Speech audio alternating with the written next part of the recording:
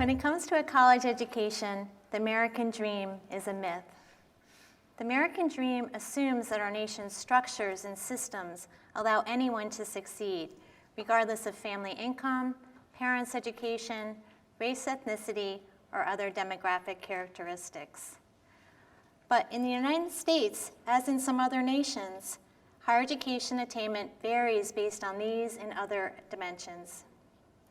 To provide all students with meaningful opportunity for higher education, we must address the structural failings in our educational systems. If we address the structural barriers, then we will ensure that all have the opportunity of the American dream of a college education.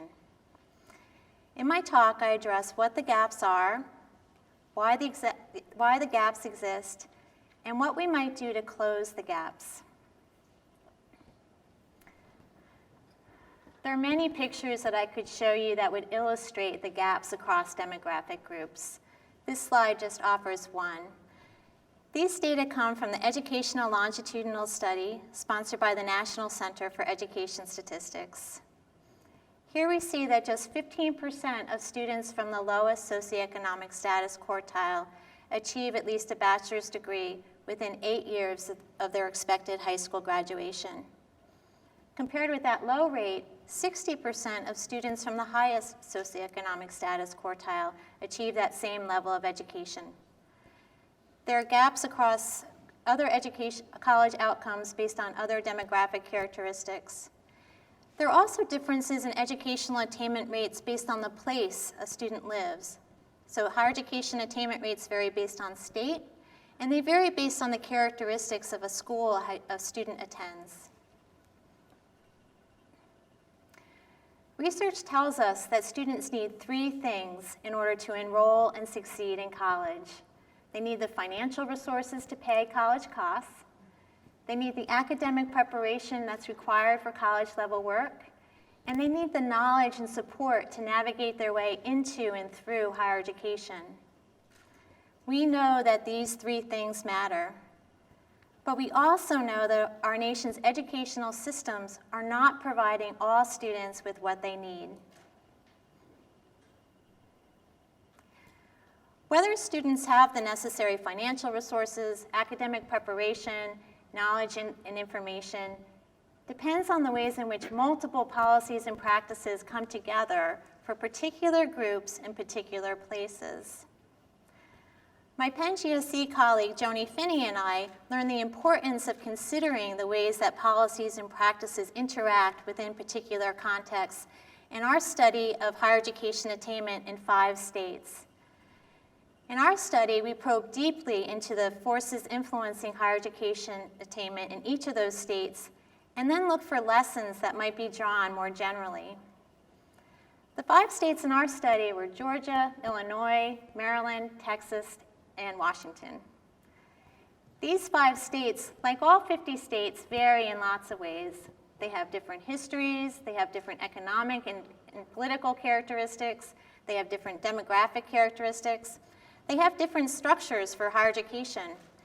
They also all have different policies in place that are currently influencing higher education opportunity and outcomes for students of different groups. As such, there's not one specific policy that can be recommended for each that will solve the problem in all places.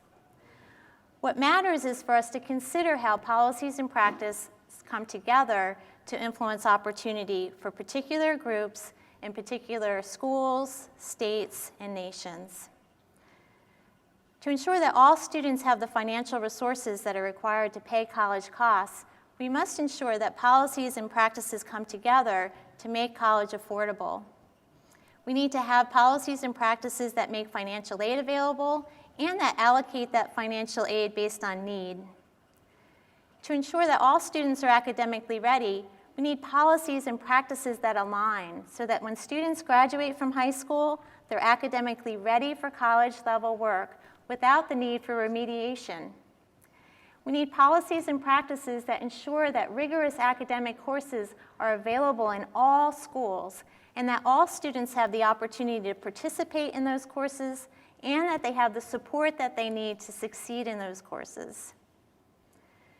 To ensure that students have required knowledge, we need to reduce the complexity of our financial aid processes.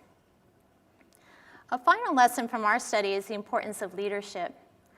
Political and institutional leadership is needed to make closing the gaps in opportunity a priority. And leadership is needed to align policies and practices and resources to achieving that goal. The American dream shouldn't be a dream. The American dream of a college education should not be a dream that can be achieved only by some. To ensure that all have the opportunity for college, we need to address the structural failings in our system.